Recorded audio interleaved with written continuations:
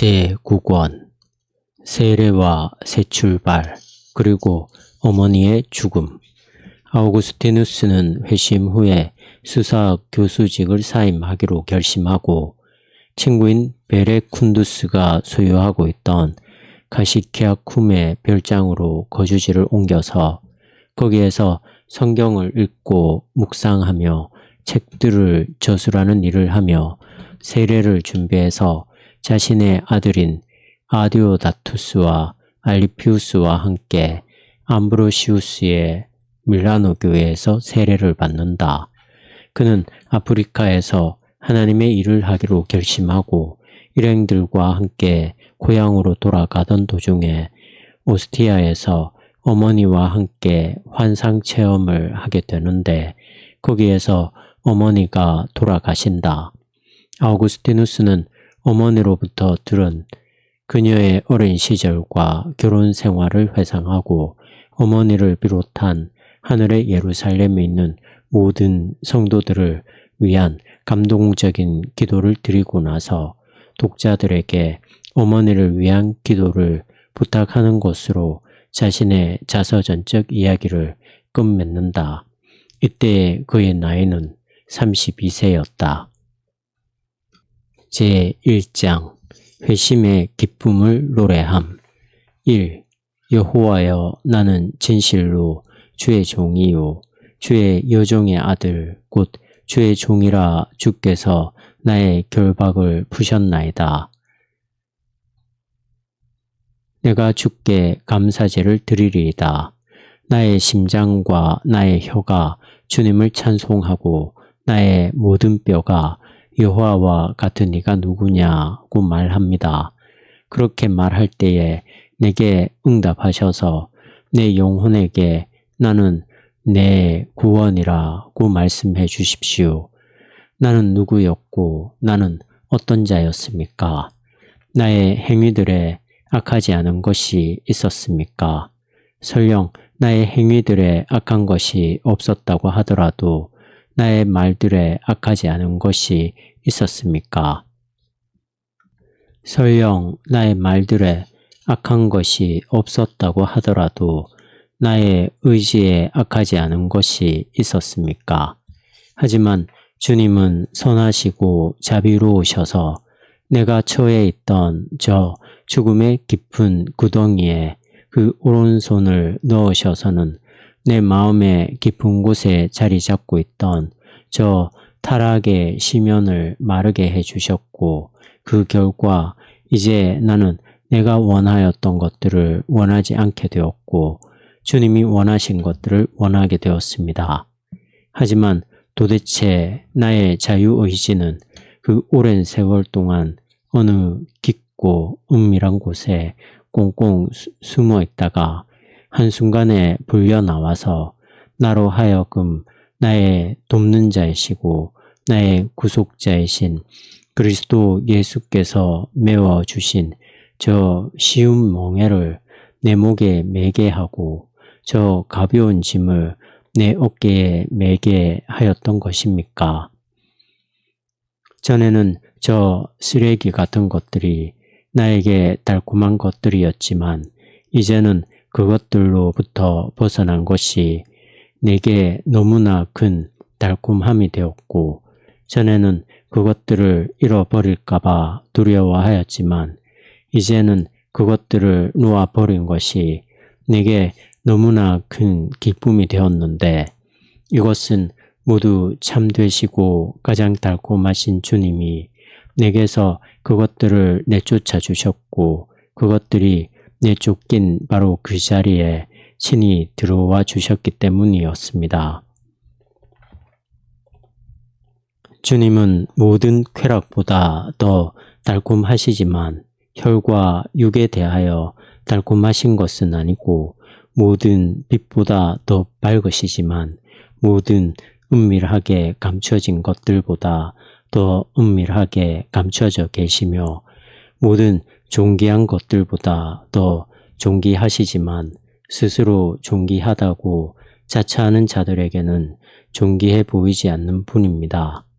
이제 내 영혼은 부귀영화를 얻기 위하여 고심하고 더러움 가운데서 뒹굴고 정욕의 가려움증을 해소하기 위하여 끌어대야 했던 저 참을 수 없는 고통에서 해방되어서 나의 부귀영화가 되시고 나의 구원이신 주 나의 하나님께 제잘되고 있었습니다. 제2장 수사학 교수직을 버리기로 결심함. 2. 나는 주님의 법이나 평화에 대해서는 조금도 관심이 없고 오로지 온갖 거짓말을 동원해서 법정 싸움에서 이기기 위한 미친 짓에만 골몰하는 학생들이 더 이상 나의 입으로부터 그런 미친 짓에 사용할 무기들을 사지 못하도록 하기 위하여 말을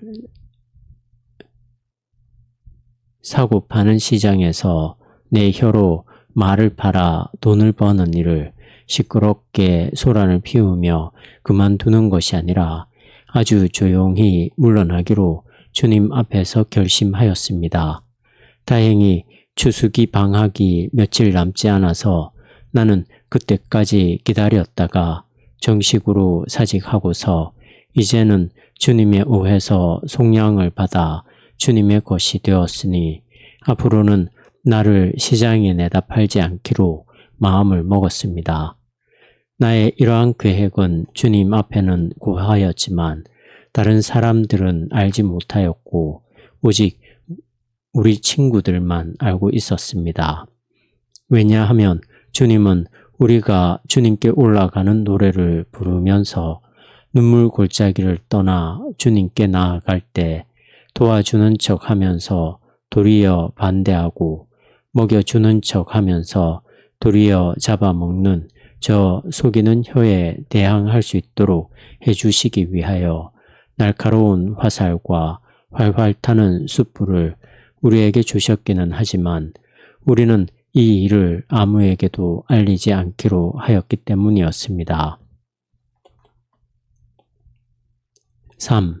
주님은 사랑의 화살로 우리의 심장을 꿰뚫으셨고 우리는 심장에 박힌 주님의 말씀들을 지니고 다녔습니다.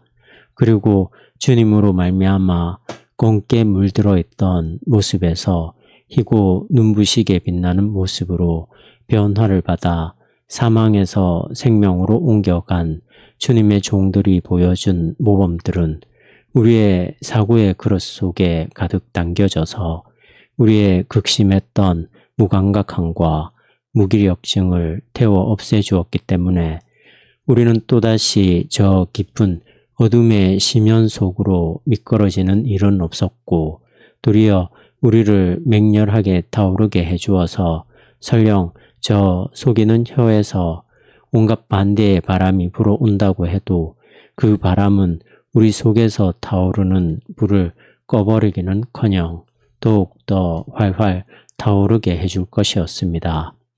하지만 우리가 얼마 남지 않은 추수기 방학 때까지 기다리지 않고서 그 이전에 모든 사람들이 지켜보는 가운데서 사표를 써서 우리의 교수직을 그만두어 버린다면 주님은 이미 자신의 이름이 온 땅에서 거룩히 여김을 받게 하신 까닭에 주님의 이름으로 말미암아 우리의 뜻과 결심 그리고 그러한 과감한 결단을 떠벌리며 칭송하는 자들이 분명히 있을 것이었기 때문에 그것은 얼마든지 자기 과시처럼 보일 수 있었습니다. 왜냐하면 나의 그러한 행동을 본 사람들은 나에 대해서 이러쿵 저러쿵 많은 말들을 하면서 내가 추수기 방학 때까지 조금 더 기다렸다가 사임을 했어도 되었을 터인데 굳이 학기 중에 그런 식으로 사임한 것은 위대한 사람처럼 보이기 위한 것이 틀림없다고 말할 것이 뻔하였기 때문이었습니다.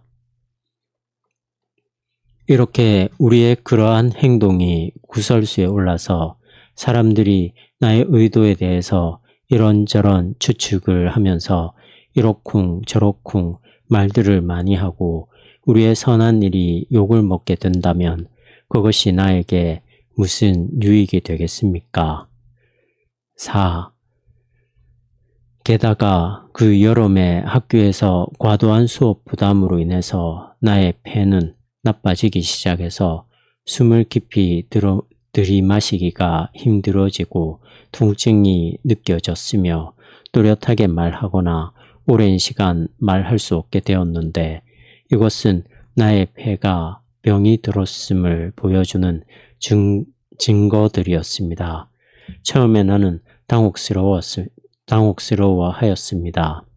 왜냐하면 이런 경우에는 10중 8구 학생들을 가르치는 무거운 짐을 내려놓거나 설령 치료를 받아서 회복이 되었다고 하더라도 적어도 한동안은 가르치는 일에서 떠나 있어야 할 것이었기 때문이었습니다. 하지만 나의 하나님이 알고 계시듯이 이때에 나만의 조용한 시간을 갖고서 가만히 있어 주님이 하나님 됨을 알아야 한다는 강렬한 소원이 내 안에서 생겨나서 아주 확고하게 자리를 찾게 되자마자 내가 사임한다고 했을 때 자신의 자녀들을 위해서 내게 그 어떤 자유도 허용하고자 하지 않을 학부모들의 분노를 누그러뜨릴 수 있는 결코 꾸며내지 않은 정당한 변명거리가 내게 이렇게 이미 준비되어 있게 된 것을 나는 기뻐하기 시작하였습니다. 그래서 나는 그런 기쁨으로 충만해서 추수기 방학이 시작되는 날까지 참고 기다리기로 하였습니다. 그 기간은 정확하지는 않지만 대략 20일 정도였던 것으로 기억하는데 기다리기가 몹시 힘들어서 이를 악물고 참아내어야만 했습니다. 전에는 일이 괴롭고 힘들어도 나의 욕망들을 이루기 위해서 꾹 참고 견뎠는데 이제는 그러한 욕망은 내게서 사라져 버렸기 때문에 인내심이 그 자리를 대신하지 않았다면 나는 질식당하고 말았을 것입니다. 나의 형제들인 주님의 종들 가운데는 내가 이미 나의 온 마음을 주님을 섬기는 데 바쳤다고 하면서도 내 자신이 거짓을 가르치는 의자에 단 1시간이라도 앉아있는 것을 용납한 것은 이미 죄를 지은 것이라고 말하는 사람들도 있을 것인데 나는 그 말에 이의를 제기할 생각이 없습니다. 하지만 지극히 자비로우신 주님이여 주님께서는 저 거룩한 물로 나의 다른 온갖 끔찍하고 치명적인 죄들과 함께 이 죄도 이미 사해 주시고 용서해 주지 않으셨습니까? 제3장 회심 후에 베레쿤두스와 네브리디우스 5. 우리에게 이렇게 복된 일이 일어나고 있는 동안에 베레쿤두스는 자신을 단단히 묶고 있던 쇠사슬로 인해서 자기는 우리와 함께 하지 못할 것이라고 생각하고서는 몹시 괴로워하고 있었습니다. 그의 아내는 그리스도교 신자였지만 그는 그리스도 교인이 아니었습니다. 하지만 우리가 방금 시작한 이 순례길에 그가 동참하지 못하도록 그의 발목을 가장 강력하게 붙잡은 것은 다른 무엇보다도 그의 아내였습니다. 그는 결혼 생활을 해나가는 가운데 그리스도 교인이 된다면 제대로 된 그리스도 교인이 될 수 없는 것이 뻔하기 때문에 그런 식으로 그리스도 교인이 되어 살아가기는 싫다는 뜻을 분명히 했는데 이것은 그가 이미 결혼 생활을 하고 있다는 사실을 감안하면 사실상 자기는 그리스도 교인이 되지 않겠다고 말한 것이나 다름없는 것이었습니다. 하지만 그는 우리에게 호의를 베풀어서 농촌에 있던 자신의 별장을 내어주며 거기에 우리가 머물고 싶은 만큼 얼마든지 머물러 있어도 좋다고 말하였습니다. 주님은 그에게 이미 의인의 분깃을 주셨기 때문에 의인들의 부활 시에 이 일에 대해서도 갚아주실 것입니다. 그 후에 우리가 그를 떠나서 로마에 있는 동안 그는 병에 걸렸고 투병 생활 중에 그리스도 교인이 되어서 한 사람의 신자로서 세상을 하직하였습니다. 이렇게 주님은 그에게 자비를 베풀어 주셨는데 그것은 단지 그에게만이 아니라 우리에게도 마찬가지로 자비를 베풀어 주신 것이었습니다. 왜냐하면 그 친구가 우리에게 이루 말할 수 없이 큰 호의를 베풀어 준 것을 생각하면 만일 그가 주님의 양무리 중에 하나가 되지도 못한 채로 세상을 떠났다면 우리는 너무나 괴로워서 그 슬픔을 견딜 수 없었을 것이었기 때문입니다. 우리의 하나님께 감사를 드립니다. 우리는 주님의 것입니다. 주님의 권면들과 위로들이 그것을 보여줍니다. 약속하신 것들을 꼭 지키시는 신실하신 주님께서는 베레쿤두스가 카시케아쿰에 있는 자신의 별장을 우리에게 내어주어서 우리로 하여금 소란한 세상을 떠나 주님 안에서 안식할 수 있게 한 일을 기억하시고 갚아주셔서 그가 이 땅에서 지은 모든 죄들을 사함받고 저지 흐르는 저 산, 모든 것이 차고 넘치는 저 풍성한 산, 주님의 산인 저 낙원에서 영원한 복락을 누리게 해주실 것입니다. 6. 베레쿤두스는 이렇게 아주 많이 속상해하고 고민스러워하였지만 반대로 네브리디우스는 우리와 함께 기뻐해 주었습니다.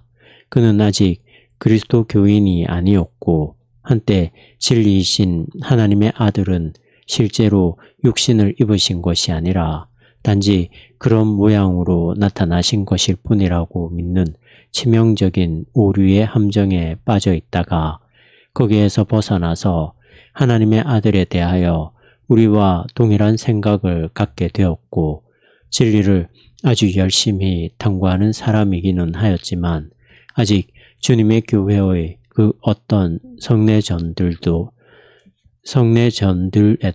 참여하지 않고 있었습니다. 그런데 우리가 회심하여 세례를 받고 거듭나자 그도 얼마 지나지 않아서 세례를 받고 그리스도 교회의 신자가 되어서 아프리카로 돌아가서 자신의 고향 땅에서 평생 동안 여자를 가까이 하지 않고 독신으로 살면서 주님을 섬기며 사람들을 돌보았고 자신의 온 집안을 그리스도교 신앙으로 인도하였습니다. 그 후에 주님께서 그를 육신으로부터 놓아주셔서 지금 그는 아브라함의 품 안에서 살아가고 있습니다.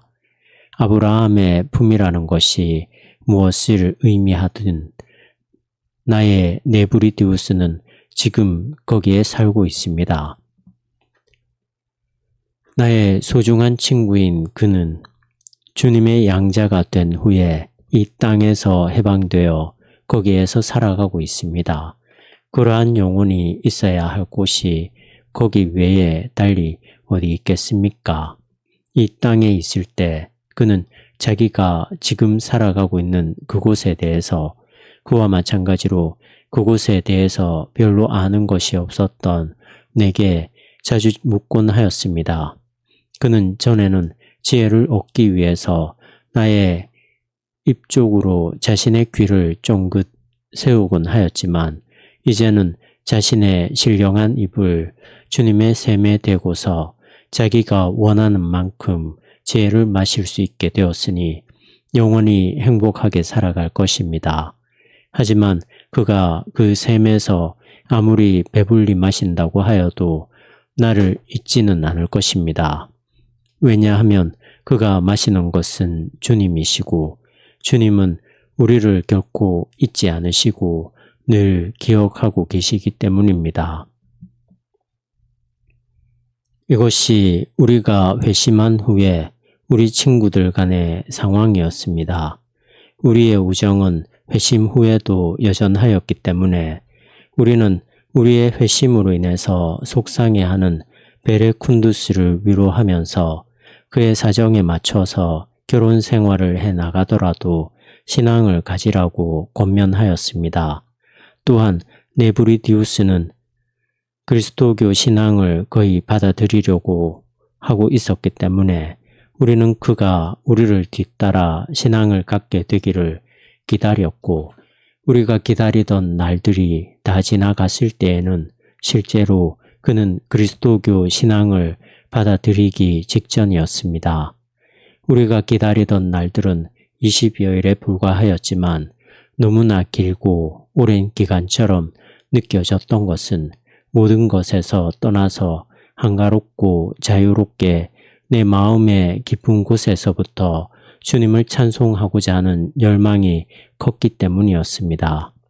너희는 내 얼굴을 찾으라 하실 때에 내가 마음으로 주께 말하되 여호와여 내가 주의 얼굴을 찾으리이다 하였나이다. 제4장 가시키아 쿰 별장에서 시편 4편을 묵상하며 세례받을 준비를 함. 7. 나의 마음과 생각은 수사학을 가르치는 일에서 이미 해방되어 있었지만 이제 마침내 내가 명실상부하게 거기에서 해방될 날이 왔고 실제로 나는 해방되었습니다. 내 마음을 그 일에서 이미 꺼내 주셨던 주님은 이제 내 혀도 거기에서 꺼내 주셨습니다. 나는 기뻐서 주님께 찬송하였고 나와 함께 한 모든 사람들을 데리고 가시키아 쿰에 있는 별장으로 옮겨갔습니다. 나는 거기에서 나와 함께 있던 사람들과 함께 토론한 내용들과 내 자신이 주님 앞에서 혼자 생각하고 묵상한 내용들을 책으로 썼고 우리와 함께 있지 않았던 네브리디우스에게 서신들을 썼는데 그 책들과 서신들은 내가 당시에 분명히 주님을 섬기기 위한 목적으로 그 책들을 쓴다고 썼지만 사실은 잠시 시간을 내어 여유를 갖고 숨을 돌리고 있을 뿐이고 아직도 교만의 학교에서 벗어나 있지 못하고 있었다는 것을 증언해 줍니다. 내가 별장에서 생활하고 있던 동안에 주께서 우리에게 베풀어 주셨던 온갖 큰 은혜들을 일일이 다 생각해내서 말하자면 시간이 턱없이 부족할 것이고 특히 주님이 이후에 내게 베풀어 주신 한층 더 큰 은혜들을 서둘러서 얘기하고 싶은데 어떻게 여기에서 그때의 일들을 자세하게 말할 수 있겠습니까? 하지만 그때의 일들을 회상하여 주님 앞에 고백한다는 것 자체가 내게는 기쁘고 즐거운 일입니다. 그때의 주님은 나의 내면을 가시채로 찌르셔서 높은 산들과 작은 산들 같았던 나의 생각들을 낮추시고 평탄하게 하시고 나의 굽은 것들을 곧게 펴주시며 나의 거친 것들을 순하게 해주시는 방식으로 나로 하여금 철저하게 주님께 복종하게 하셨습니다. 또한 주님은 내 마음의 형제인 알리피우스로 하여금 하나님의 독생자이시고 우리의 주이자 구원자이신 예수 그리스도의 이름에 복종하게 하셨습니다. 처음에 그는 우리가 쓰는 책들이 뱀들에게 물린 상처를 치료해주는 교회의 약초의 향기를 풍기기보다는 주께서 이미 꺾어버리신 저 세상 학교들의 백향목의 냄새를 풍기기를 원하였던 까닭에 그 책들에 예수 그리스도의 이름을 넣는 것을 질색하였습니다. 8. 나의 하나님이여, 내가 다윗의 시편들, 그 신앙의 창가들, 교만한 마음이라고는 찾아볼 수 없는 경건의 음성을 읽는 동안에 나는 주님께 어떤 목소리들을 드렸습니까? 나는 주님의 참 사랑에 있어서 초보자이자 예비신자로서 또 한 명의 예비신자였던 알리피우스와 함께 별장에서 한가롭게 지내고 있었고 여자의 옷을 입고 있기는 했지만 남자처럼 강한 신앙과 나이에 걸맞는 평안함과 어머니로서의 사랑과 그리스도 교인으로서의 경건을 지니고 계셨던 어머니도 우리와 함께 지내고 계셨습니다. 그 시편들을 읽으면서 나는 주님께 어떤 목소리들을 드렸으며 주님을 향한 나의 마음이 얼마나 불타올랐었습니까? 할 수만 있다면 온 세계가 다 들을 수 있도록 그 시편들을 큰 소리로 낭송해서 인류의 교만에 대항하고 싶었습니다. 하지만 그 시편들은 이미 온 세계에 울려 퍼져 있었고 주님의 열기에서 피할 자가 없었습니다. 또한 나는 이루 말할 수 없이 격렬하고 비통한 심정으로 많이 교도들에 대하여 분노하다가도 그들이 그리스도 교회의 성례전들이 자신들을 고쳐줄 해독제라는 것을 알지 못해서 도리어 그리스도 교회를 미친 듯이 공격하고 있는 것이라는 생각을 하게 되면 그들이 불쌍해지기도 하였습니다. 그들이 나도 모르게 어딘가 아주 가까운 곳에 있어서 내가 쉬는 시간에 시편 4편을 읽을 때 나의 표정을 보고 나의 낭송하는 목소리를 들으며 그 시편이 내게 어떻게 역사하였는지를 볼 수 있다면 좋겠다고 생각하고 내가 내 의의 하나님이여 내가 부를 때에 응답하소서 곤란 중에 나를 너그럽게 하셨사오니 내게 은혜를 베푸사 나의 기도를 들으소서 라는 구절을 읽고서 그 구절에 대하여 설명하는 것을 그들이 들었으면 좋겠다고 생각했습니다.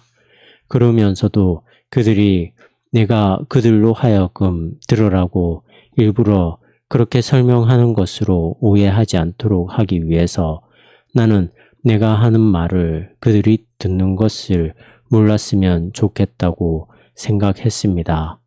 왜냐하면 만약 그들이 내 말을 듣고 있고 나를 보고 있다는 것을 알았다면 나는 평소와 똑같이 말하거나 평소와 똑같은 방식으로 말하지 않았을 것이고 그런 식으로 내가 한 말들이나 나의 표정은 내가 주님 앞에 홀로 서서 내 영혼이 느낀 것들을 허심탄회하게 내어놓고 말했을 때와는 다른 의미로 그들에게 전달되었을 것이기 때문이었습니다. 9.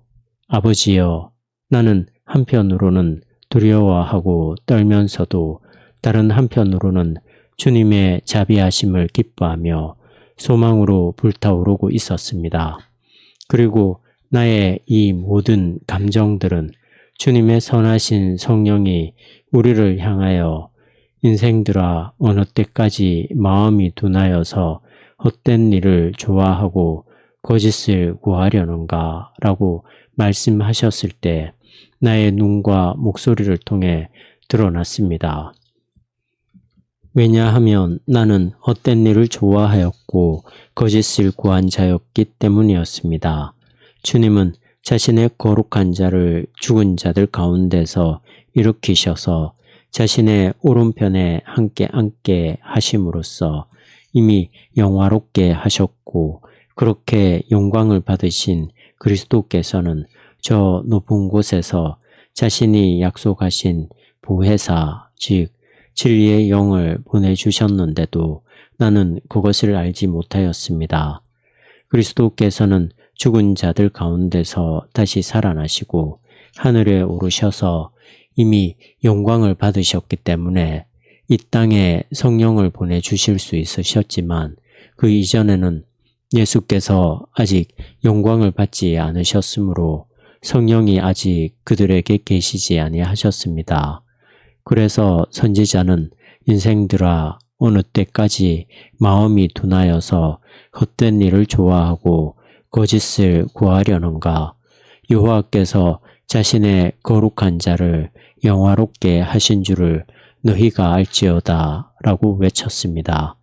선지자는 어느 때까지라고 외쳤고 알지어다 라고 외쳤지만 나는 그토록 오랫동안 그것을 알지 못하고 헛된 일을 좋아하고 거짓을 구하는 삶을 살아왔기 때문에 그 말씀을 듣고서 두려워 떨었습니다. 왜냐하면 그 말씀은 나처럼 살아온 사람들에게 하신 말씀이었기 때문이었습니다. 지금은 기억하기조차 싫고 괴로운 일이지만 전에 내가 진리라고 여겼던 만이교의 저 허상들 속에는 수많은 헛된 일과 거짓이 있었고 거기에 빠졌던 다른 사람들 중에서 아직도 여전히 헛된 일을 좋아하고 거짓을 구하는 자들이 있다면 그들이 들었으면 좋겠다고 생각해서 그 중에서 많은 것들을 나는 이미 큰 소리로 진지하게 말하였습니다. 나는 그들도 나처럼 속이 메스껍고 불편해서 이미 그것을 토해내고서는 주님께 부르짖었을 것이고 주님은 그런 그들의 부르짖음을 들어주셨기를 바랍니다. 왜냐하면 그리스도께서는 우리를 위하여 육신을 입으시고 이 땅에 오셔서 진정으로 죽으시고서 지금은 우리를 위하여 중보 기도를 하고 계시기 때문입니다. 10. 나는 계속해서 화를 내고 범죄하지 말라는 말씀을 읽었습니다. 나의 하나님이여, 이 말씀은 내게 아주 깊이 다가왔습니다. 왜냐하면 이제 나는 이후에 남은 날들 동안에 범죄하지 않기 위해서는 지난날에 내가 행한 일들로 인해서 내 자신에 대하여 화를 내야 한다는 것을 이미 배워서 알고 있었기 때문이었습니다. 내가 범죄하였을 때 어둠의 나라에 속한 어떤 본성이 나로 하여금 범죄하게 한 것이라는 많이 교도들의 주장과는 달리 바로 내 자신이 범죄한 것이기 때문에 내가 내 자신에게 화를 내는 것은 지극히 합당합니다. 많이 교도들처럼 자기 자신에 대하여 화를 내지 않는 자들은 진노의 날, 곧 하나님의 의로우신 심판이 나타나는 그 날에 임할 진노를 쌓는 자들입니다. 또한 내가 찾던 선은 나의 외부에 있는 것도 아니었고 저 태양 아래에서 육신의 눈으로 찾을 수 있는 것도 아니었습니다. 외부에서 기쁨을 찾고자 하는 사람들은 눈에 보이는 덧없는 것들을 쫓아다니다가 쉽게 지치고 허무해져서 그 굶주린 영혼으로 참된 기쁨이 아니라 그 그림자들을 핥아먹습니다. 그들이 굶주림에 지쳐서 우리에게 선을 보일 자 누구뇨? 라고 말할 때 그때서야 비로소 그들은 우리가 여호와여 주의 얼굴을 들어 우리에게 비추소서 라고 말하는 것을 듣게 될 것입니다. 우리는 각 사람에게 비추는 빛이 아닙니다. 우리는 전에는 어둠이더니 주님으로부터 빛을 받아서 이제는 주 안에서 빛이 된 자들입니다. 그들이 자신들의 내면에 있는 영원한 빛을 볼 수 있었다면 얼마나 좋았겠습니까? 나는 이제 그 빛을 맛보고서도 그들에게 보여줄 수 없어서 분하고 괴로웠습니다. 왜냐하면 그들은 우리에게 선을 보일 자 누구뇨? 라고 말하면서도 여전히 그들의 마음과 눈은 주님을 떠나 외부를 바라보고 있었기 때문이었습니다. 반면에 내가 내 자신에게 화를 낸 그곳, 내 자신을 찌르고 아파하였던 그곳, 나의 옛사람을 죽여서 주님께 제물로 바치고서 주님께 소망을 두고 주님만을 의지하여 새로운 삶을 살겠다고 새롭게 결단하였던 그곳은 나의 내면의 골방이었고 주님이 내게 달콤하고 향기로우신 분으로 느껴지기 시작한 곳도 그곳이었고 주께서 내 마음에 기쁨을 두신 곳도 바로 그곳이었습니다. 이렇게 나는 시편 4편을 밖으로는 큰 소리로 읽으면서 나의 내면으로는 그 뜻을 깨닫고 깊이 새겼습니다. 이제 나는 주님의 영원한 단순함 안에서 곡식과 새 포도주를 풍성하게 소유하고 있었기 때문에 시간에 의해서 소모될 뿐만 아니라 나의 시간을 소모시키는 세상의 좋은 것들이 내게 많아지는 것을 원하지 않게 되었습니다. 11. 나는 온 마음을 다하여 큰 소리로 그 다음 절을 읽었습니다. 오, 평화 안에서, 오, 항상 동일하신 이 안에서 내가 자기도 하고 눕기도 하리니 선지자는 그렇게 말합니다. 왜냐하면 장차 사망을 삼키고 이기리라고 하신 말씀이 이루어질 때 우리를 대적할 자는 아무도 없게 될 것이었기 때문이었습니다. 진정 주님은 항상 동일하시고 변함이 없으신 분이시기 때문에 모든 수고와 괴로움을 잊게 해주는 안식은 오직 주님 안에만 있습니다. 주님 같으신 분은 없고 나를 안전히 살게 하시는 이는 오직 여호와이시기 때문에 우리는 주님 외에 다른 많은 것들을 얻고자 할 필요가 없습니다. 나는 이 시편을 읽고 마음이 뜨거워졌지만 저 기먹은 자들이요 죽은 자들인 많이 교도들을 어떻게 해야 하는지는 알 수 없었습니다. 나도 한때는 그들 가운데 속하여서 하늘의 꿀처럼 달콤하고 하나님의 빛으로 빛나는 저 성경의 글들을 맹목적으로 비방하고 심하게 물어뜯은 골칫거리였었지만 이제는 이 성경의 원수들로 인해서 애를 태우고 있었습니다. 12. 내가 세상 일에서 떠나 한가롭게 지내는 동안에 내게 일어난 일들을 어떻게 다 기록할 수 있겠습니까? 하지만 주님이 내게 호된 채찍을 드신 후에 놀랍도록 신속하게 자비를 베풀어 주신 일이 하나 있었는데 나는 그 일을 잊을 수도 없고 침묵할 수도 없습니다. 그때에 주님은 치통으로 나를 치셨는데 그 고통이 너무 심해서 말하는 것조차 할 수 없게 되자 나와 함께 살고 있던 모든 사람들에게 온갖 병을 고쳐주시는 하나님께 나를 위해 기도해 달라고 부탁해야 하겠다는 생각이 내 마음에 떠올랐습니다. 그래서 나는 나의 그러한 생각을 서판에 써서 그들에게 건네주어 읽게 하였습니다. 우리는 즉시 다 함께 무릎을 꿇고 간절하게 기도하였고 나의 치통은 사라졌습니다.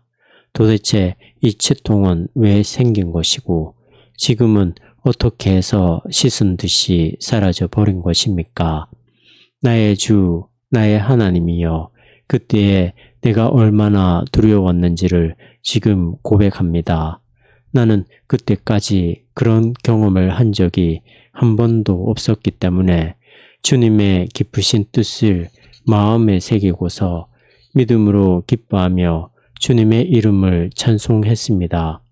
하지만 그러한 믿음도 지난날에 지은 죄들로 인해서 불안해하던 내 마음을 편안하게 해주지는 못했습니다. 왜냐하면 그 죄들은 아직 주님의 세례에 의해서 사함을 받지 않았기 때문이었습니다. 제5장 암브로시우스 주교가 이사야서를 읽으라고 권면함. 13. 추수기 방학이 끝났을 때 나는 밀라노의 학부모들에게 말을 파는 다른 사람을 구해서 그들의 자녀들을 맡기라고 통지했는데 그것은 내가 전적으로 주님을 섬기고 싶었던 데다가 숨쉬기가 힘들고 가슴에 통증이 있어서 그 일을 하기가 어려웠기 때문이었습니다. 나는 주님의 거룩한 사람인 암브로시우스 주교에게 서신을 보내서 나의 지난날의 잘못들과 현재의 결심을 알리고서는 내가 주님으로부터 큰 은혜를 얻기 위하여 준비를 하는 데에는 성경 중에서 어느 책을 읽는 것이 가장 좋은지에 대해서 조언을 구하였습니다. 그러자 그는 이사야서를 읽을 것을 권해 주었는데 나는 이사야서가 다른 그 어느 책들보다도 복음과 이방인들의 부르심에 대해서 더 분명하게 미리 알려주었기 때문일 것이라고 생각했습니다. 하지만 이사야서를 펼쳐서 읽어가고자 했을 때 첫 부분부터 그 의미가 이해되지 않아서 나는 나머지도 똑같을 것이라는 생각이 들어서 주님의 말씀에 좀 더 익숙해진 후에 다시 읽기로 하고 지금 당장은 읽지 않기로 하였습니다. 제6장 세례를 받음 14. 내가 세례를 받기 위해서 등록을 해야 할 때가 이르렀기 때문에 우리는 시골의 별장을 떠나서 밀라노로 돌아갔습니다. 알리피우스도 나와 함께 주님 안에서 거듭나기를 원하였는데 그는 이미 주님의 성례전들을 받기에 합당한 겸손으로 옷 입고 있었고 이탈리아의 얼어붙은 땅을 맨발로 걷는 아주 이례적이고 결코 쉽지 않은 일을 감행할 정도로 자신의 육신을 다스리는 일에도 아주 큰 열심을 보였습니다. 또한 아디오다투스라는 소년도 우리와 동행하였습니다. 그는 나의 죄로 말미암아 내게서 육신을 따라 태어난 아이였지만 주님은 그를 아주 잘 키워주셔서 겨우 15살밖에 안 되었는데도 그의 학식은 공부를 많이 했다고 하는 많은 선생들을 능가하였습니다. 우리의 부끄러운 일들을 아름다운 것들로 다시 빚어주시는 만물의 창조주이신 주 나의 하나님이여, 나는 이 모든 것이 주님의 선물이라는 것을 고백합니다. 왜냐하면 그 아이와 관련해서 내가 기여한 것은 오직 죄밖에는 아무것도 없었기 때문입니다. 우리가 그를 주님의 교훈으로 양육하게 된 것도 주께서 성령으로 우리를 감동하셔서 우리 안에서 행하신 까닭이고 다른 것이 결코 아니었기 때문에 나는 이 모든 것이 주님의 선물이라고 고백합니다. 우리가 쓴 책들 중에는 교사론이라는 제목의 책이 있는데 그 책은 내가 그 아이와 대화한 내용을 기록한 것입니다. 주님이 아시듯이 거기에서 나의 대화 상대자가 말한 것들로 나오는 모든 것은 그 아이가 겨우 16살 때에 생각하고 있던 것들이었습니다. 그것 외에도 나는 그에게서 한층 더 놀라운 많은 재능들을 발견하였고 그 재능들은 내게 주님에 대한 경외감을 불러일으켰습니다. 주님이 아니고서는 그토록 놀랍고 경이로운 일들을 행할 수 있는 자가 누가 있겠습니까?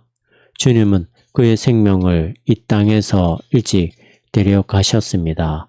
그래서 나는 그의 청소년기나 그의 생애 전체와 관련해서 아무것도 걱정할 필요가 없어서 지금 이렇게 마음 편하게 그를 회상하고 있는 것입니다. 우리는 그가 주님의 은혜에 있어서는 우리와 동일한 나이라고 여겨서 우리와 함께 주님의 교훈으로 교육받게 하기 위해서 데려갔고 우리가 세례를 받았을 때 지난날의 삶에 대한 불안과 염려는 우리에게서 사라졌습니다. 물론 나는 그 당시에는 인류를 구원하시기 위한 주님의 심오한 계획을 묵상하는 데서 오는 놀라운 기쁨을 제대로 누릴 수는 없었지만 그 주간 동안에 주님을 찬송하고 경배하는 노래들을 들으며 많은 눈물을 흘렸고 주님의 교회에 속한 모든 회중이 찬송을 부를 때에 흘러나온 저 아름다운 목소리들을 들으며 큰 감동을 받았습니다.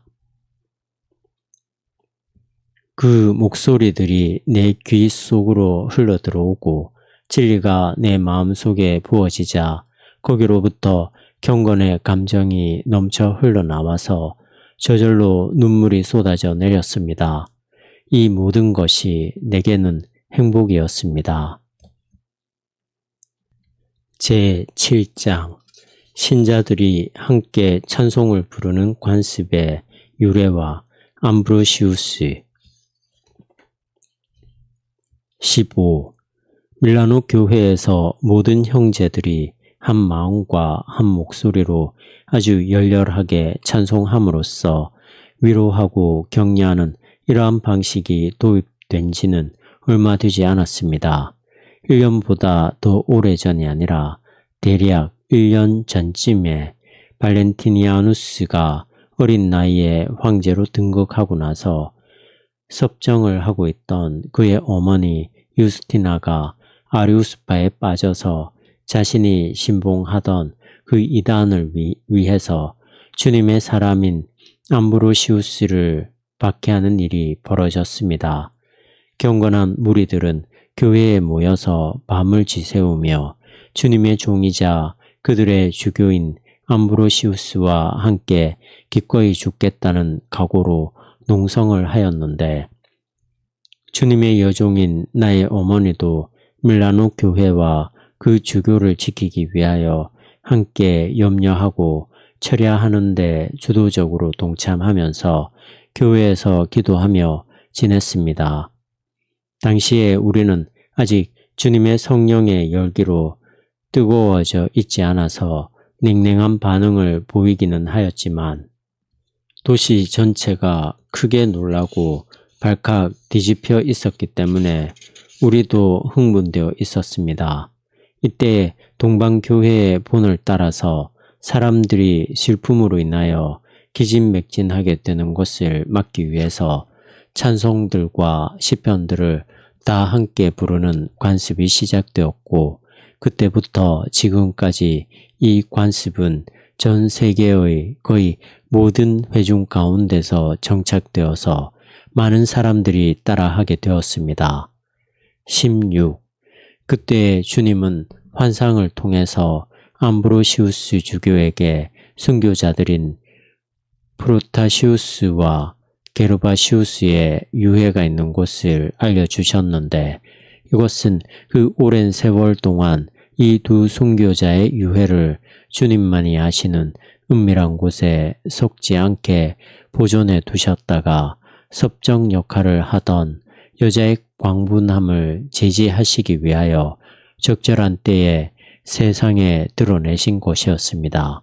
사람들이 그 유해를 찾아내어 발굴해서 예를 갖추어 암브로시우스의 교회로 운반하는 도중에 더러운 영들의 오해에서 괴롭힘을 당하고 있던 많은 사람들이 고침을 받았는데 이것은 귀신들이 자신들의 입으로 직접 자백한 사실이었습니다. 또한 밀라노에서 잘 알려져 있던 어떤 사람이 있었는데 그는 오랫동안 맹인으로 살아온 사람이었습니다. 그는 거리에서 사람들이 기뻐서 환호하는 소리를 듣고서 자신의 길잡이에게 물어서 그 이유를 알게 된 후에 자기를 밖으로 데리고 나가서 사람들이 환호하는 바로 그곳으로 데려다 줄 것을 간청하였고 그 자리에 도착하자 그 순교자들의 죽음이 주님이 보시기에 보배로운 것이라고 여겨서 허락을 받아서 자신의 손수건을 그 성자들의 관에 접촉하고 나서 그 손수건을 자신의 눈에 대었는데 그 즉시 그의 눈이 떠져서 보게 되었습니다. 이 모든 소문은 널리 퍼져나가서 이 모든 일로 인해서 주님을 찬송하는 소리는 더욱 커지고 뜨거워졌고 주님의 영광을 더욱 밝게 빛났으며 이 모든 일로 인해서 저 원수의 마음이 올바른 믿음으로 돌아오지는 못하였어도 박해의 광풍은 가라앉게 되었습니다. 나의 하나님이여 감사를 드립니다. 주님께서는 나의 기억을 어디로부터 가져오셔서 어디로 가져가시기에 주님께서는 나의 기억을 어디로부터 가져오셔서 어디로 가져가시기에 내가 까맣게 잊어버리고 그냥 지나쳤을 이런 위대한 일들을 기억해내어서 주님께 고백하게 하시는 것입니까? 하지만 주님의 향유에서 풍겨나온 향기가 그토록 향기롭게 진동하고 있던 그때에도 나는 주님을 쫓아 달려가지 않았습니다. 이렇게 오랫동안 주님을 만나지 못해 숨을 헐떡이며 질식할 것 같다가 마침내 이 초막집에 산들바람이 불어와서 주님 안에서 숨을 쉴 수 있게 되었기 때문에 주님을 찬송하는 목소리들이 교회에 울려 퍼질 때 나는 더 펑펑 눈물을 쏟아낼 수밖에 없었습니다.